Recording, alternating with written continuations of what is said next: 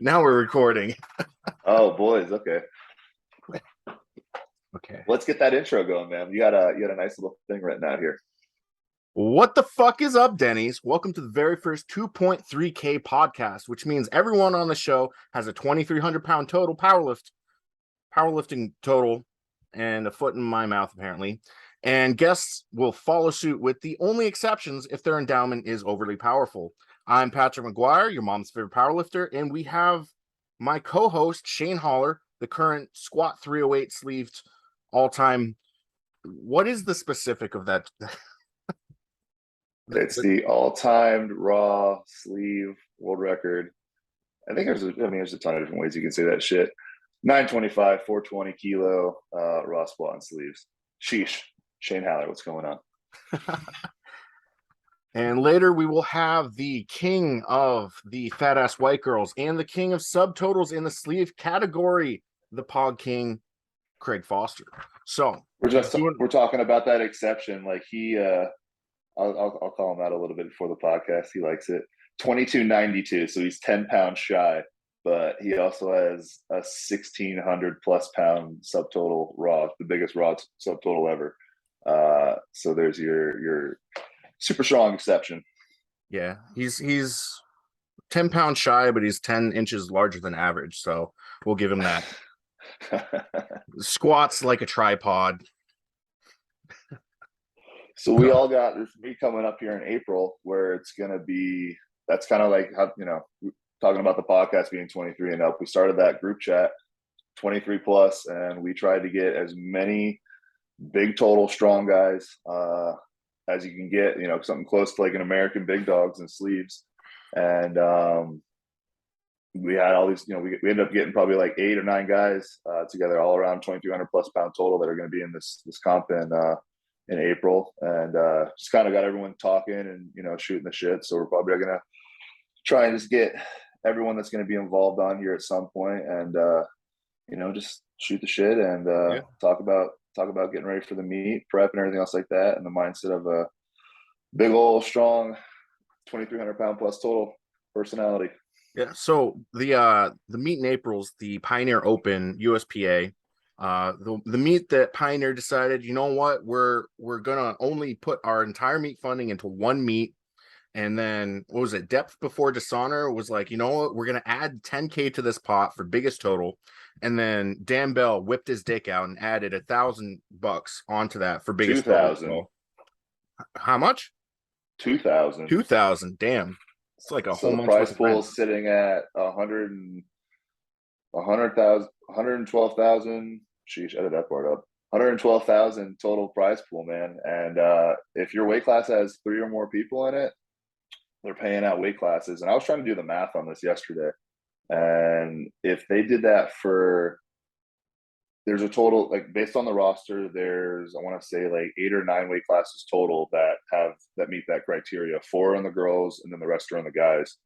And so I mean, that's like just even winning your weight class, instead of getting just the normal chill metal, like, you know what I mean, a little plastic deal, like you can probably get like $1,000 or something like that on top. That's not even counting like the overalls or whatever else they end up whipping up. So I mean, it's gonna be pretty cool, man.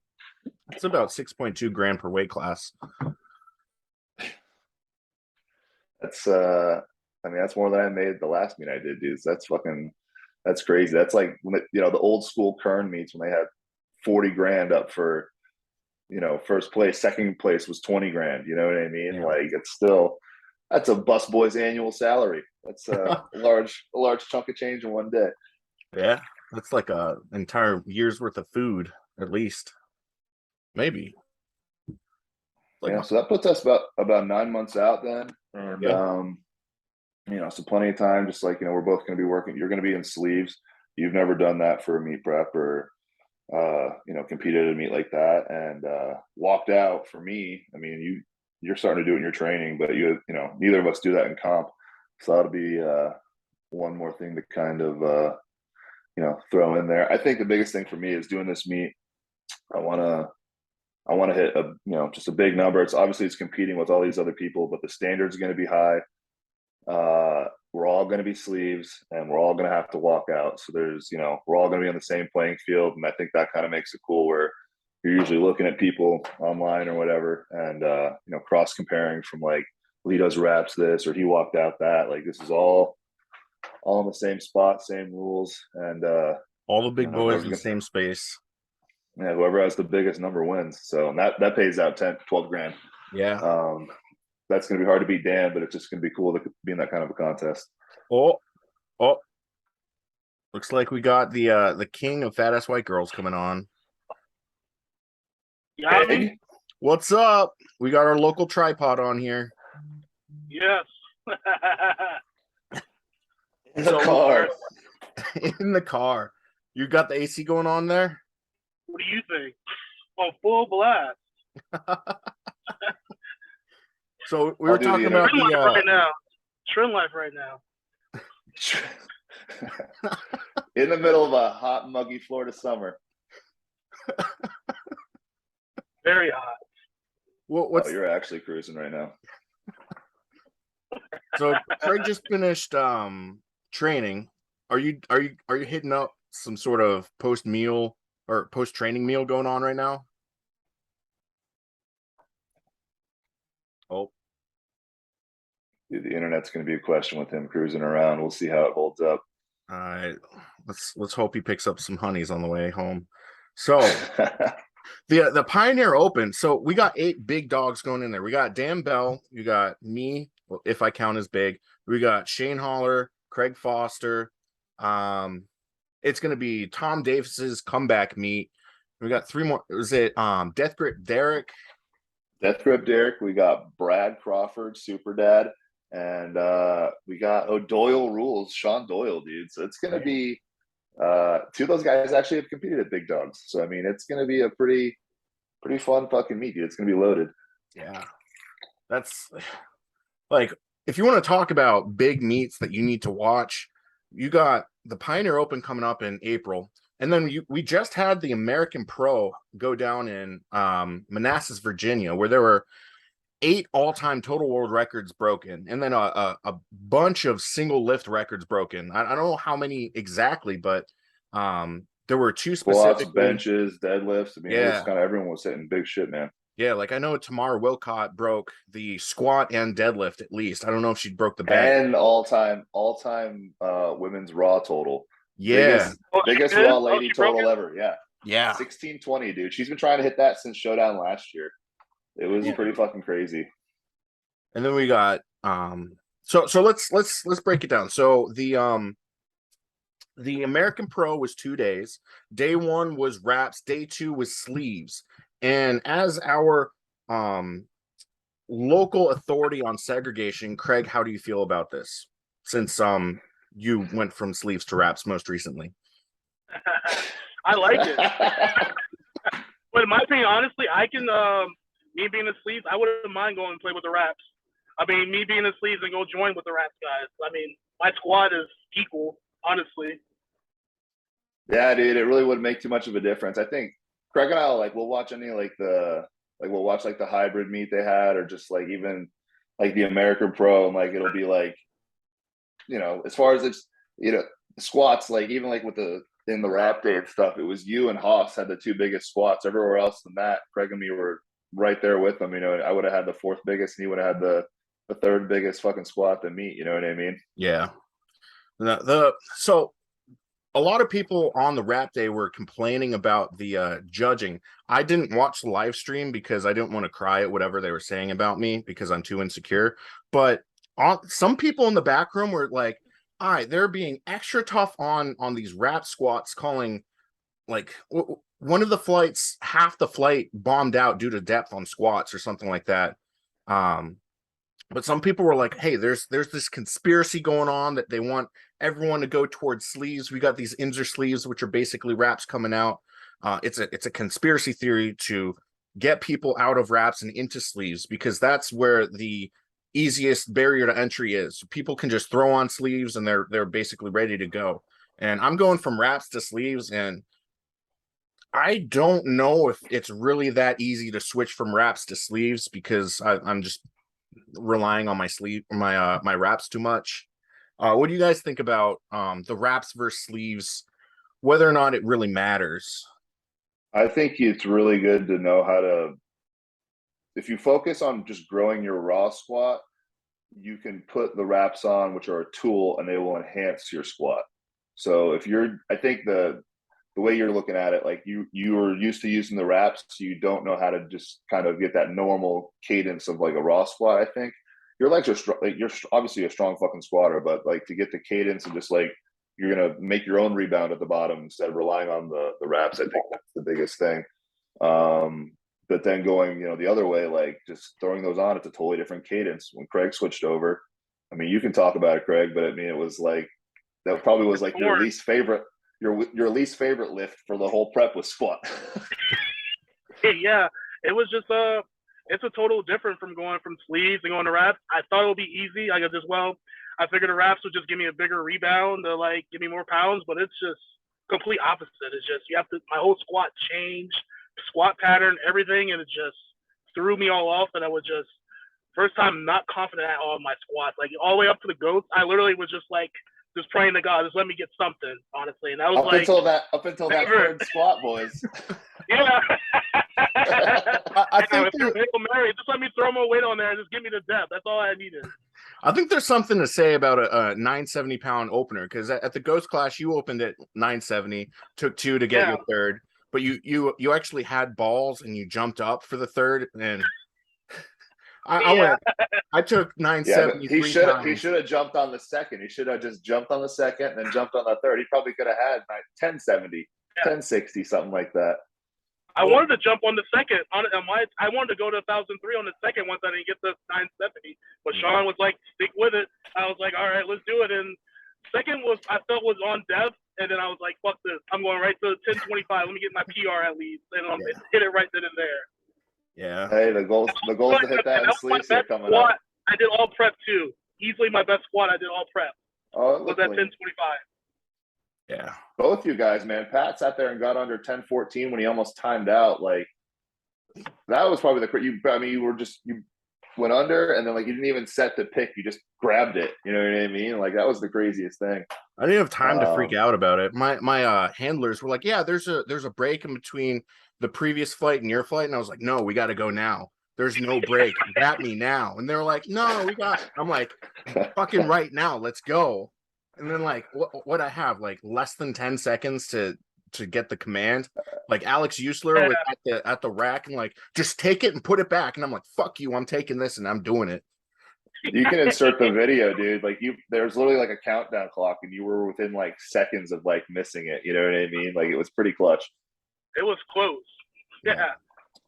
So big numbers as far as the first day. I mean, like, well, you're fucking there, dude. Like, how was that warm up room? How was the atmosphere? What was the vibe, man? So it was way different than the Ghost Clash. Like, the warm up room, it was segregated. They had a bouncer at the door, making sure that only athletes and specific people who had the wristband that either denoted athlete or coach were going through into the warm up room. So it didn't get crowded as fuck. It wasn't getting super hot.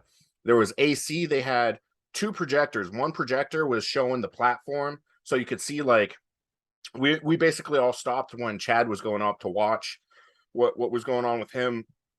And then they had lifting cast on the other projector, so you knew where everything was going. But they had 3 monos. One of the monos wasn't the same as the others, so like everyone stayed away from that one. But they had Garrett Fear and Papa Bear Rogers in the back room, basically like running the warm-up room. So like I know House, Herndon, and I were on the main mono, and he was basically, Garrett was like pointing like, what do you need? What do you need? All right, you're up next. This is you're after him. Like basically you didn't really have to think at all. Like it was so well run in the back room. Papa Bear was doing like the rack heights and making sure that everything was centered in, out, whatnot.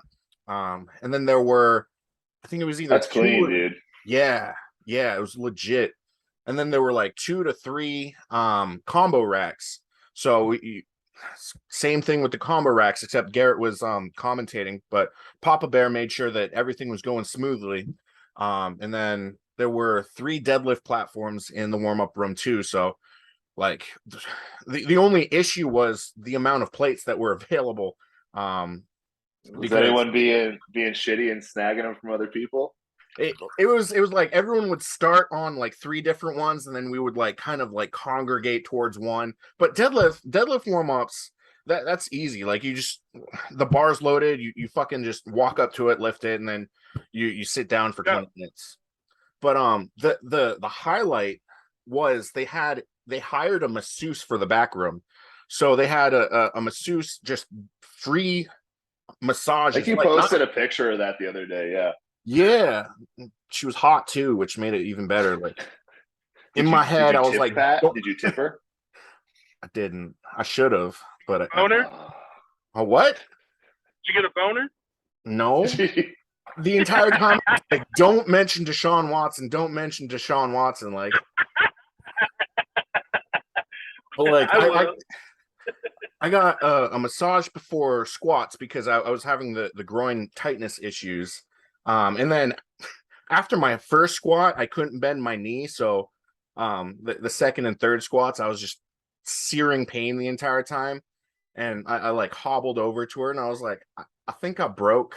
And she was like, it's on the table. I'll fix it. Don't worry.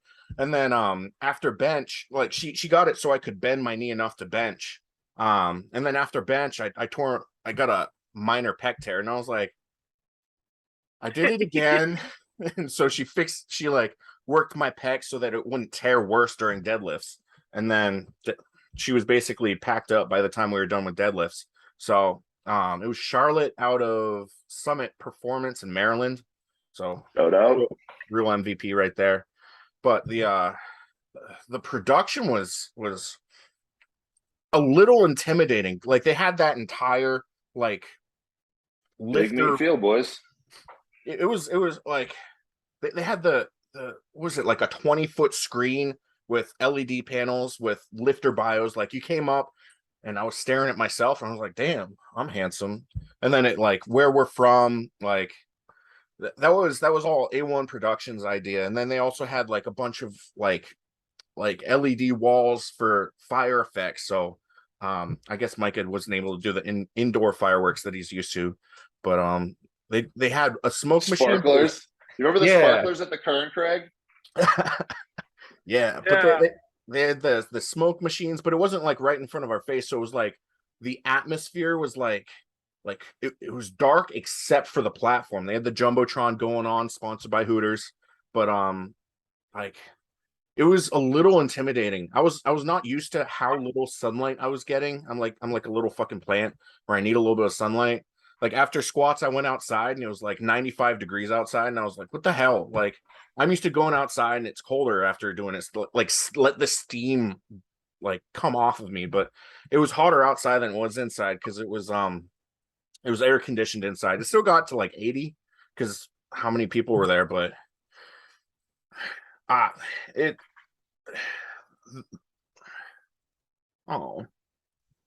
the production. Did you do the meet again next year? Yeah. The meeting next year is going to be in April. October. Yeah. October. Yeah. October. Yeah. No, dude. Look, I mean, it was just like to watch. It was fucking cool. To be there, it looked pretty awesome. And then that was even just the first day. The second day, I mean, it looked like there was everyone from the first day was there to watch at least or something like that. Because the crowd looked like it doubled. And I don't know. I mean, there was like I sent you those stats like before the podcast, but trying to think how many total there was like 4 totals over 2,300 pounds, 7 over where was it? 4 totals over 23, 7 over 22, 11 over 21, and 22 total 2K totals, which is pretty fucking crazy. And a lot of the 2 of those 2,300 pound totals were on the next day. I mean, Zach broke his all-time total record, and then Danny Gray's biggest deadlift ever, man, like 20 or 1070 or something crazy. I mean, that was I mean, if anything gets remembered from that weekend, I mean, that's probably the biggest lift of the whole weekend. You know what I mean? Literally. Yeah. And didn't he also go for 500 kilos? On a fourth, yeah, he didn't break it, but I mean, that was like his, I mean, the fourth pull, third one over 1,000 pounds or whatever. I mean, it was crazy, dude. And the difference, I mean, literally a year before we were at the showdown in Kansas City, and he missed 1,003, and literally adds 70 pounds to that in a year. Insane. How much of that do you think was the kabuki bar? I don't know if it's necessarily the bar. I think maybe it's not like a cheat code bar. Like, it's not like you guarantee pounds out of it. I think it's something that just optimizes like leverages, man. Like, it's the way he pulls. It's very suited for that bar. Yeah, you know what I mean? And some people can't use it. It's an equipment thing, man. It's no different than using a monolift instead of walking out. I mean, if we all had to pull on stiff bars, we'd all pull on stiff bars. It's just like, it's what the rules are. You know what I mean? Certain people are going to like that bar, but it's like, you know, that's what you got to use. That's what you got to use. That being said, I haven't tried it yet. So you grabbed it. What did you think it felt like? I don't deadlift heavy enough for it to have a real opinion on it, but I mean, I went 3 for 3 on deadlifts after not going over 1 for 3 on deadlifts for 5 years in a row. So the argument can be made. Maybe the bar is a cheat code then. Maybe. Like, so I heard a lot of sumo guys complaining about it, but being a conventional guy, I felt I don't want to say that it helped me, but it didn't suck, basically. So Yeah. maybe it's bad for sumo, but good for conventional. So I don't really know. Well, we're all gonna have to get used to using that shit sooner or later here. I still haven't touched it, but I think they're having it at your meet coming up here, Craig, right? Did we lose him again? I'm here. I just went off the Howard Franklin, so there's no service. So I should be good now. For those who aren't native to Florida, that's a bridge that goes across the middle of the Tampa Bay. So Craig is over a large body of water driving at about 70 miles an hour as we speak. We appreciate you being here, Craig. Of course. I appreciate you guys having me. Will that be a good, Pat, would a kabuki bar be good for me, in your opinion? We're similar in pulls? Yeah, definitely. You're able to get your hips under the bar a little bit more. So I liked it. So at one point I had only access to a Texas deadlift bar, and what I did was I added clips on the inside to get the weight out further, because it's a longer pivot distance from the center of the bar where the weights go. So maybe that helped out, but it's basically like doing a block pull, basically like a 1-inch block pull. Dude, those pause deadlifts you do, Craig, where you kind of get that gets you in the position at the bottom. That's going to be good for you. If you can sit there and work through the slack like that, all you got to do is hold on. That's basically it, yeah. Pulls have been feeling good right now, so we're going to keep that going for the next 7 weeks. I was texting Pat about switching to sumo, or at least just trying sumo the other day, and he was just like, "Oh man," like he was just like, basically just like saying like, "Lane, you're going to the cheater stance," and I was like, "Listen, I'm not going to be using a monolith this meet. I'm going to have to walk out, so I have to do like at least one thing to sit there and try and like get a little edge. If you're not cheating, you ain't trying." But a month in, you know what I mean? So we'll see how. So far, so good. I haven't done anything heavy yet, but feels okay. My back's not bothering me, so it's a good way to keep kind of getting around some training. Pat's got a new little addition to his training repertoire now. Some sweet new kicks, bro. New boot goofing. Yeah, I got the new Romellos from Nike. I got the kumquat whatchamacallit, the kumquat color. Dude, blue and orange, the mud kips. It's a Pokemon, Craig. Yep. I'm not familiar with that, but I'll go Wikipedia. The point is, he's getting in some heels, so he's going to be on that Pawgking level little easier to get down to some depth here. He sent me a video of him doing some air squats, and I'm like 95% positive you were just in some boxer briefs, just wearing those fucking shoes. Yeah, I know. I got the same video too. So I was like, it's like Pat's hitting some fucking air squats in his underwear. Well, I was like, they look good though. I was doing I did my squats this week, the pause squats with beltless, and someone was like, "Can you like post your squat videos without some sort of shorts that cover all of your joints?" And I was like, "Okay, fine." So I got the Hoochie Daddy shorts, but I already had the shoes on. Oh, dude, they were looking good. So whenever you start getting those in, I think that's going to be the biggest thing is walking out. Craig, I know he's not looking forward to doing that again, especially in those heels. That's a pain in the ass, especially with the weight that you guys are shifting. I'll be close, but you guys are better, way better squatters than me. bro, you squat 930. Bro, yeah, 930 squat, not good. Squat. I was in you never look at it like that. We were at the showdown last year and we were in the back room on the second day, and Andrew Herbert, he comes up to me and he's like, "Hey, you're the guy that squatted like 903 yesterday, right?" He goes, "That was an awesome squat." And I go, didn't you squat like 960 once? And he goes, "Yeah." And I go, "Yeah, okay, your squat's way better than mine."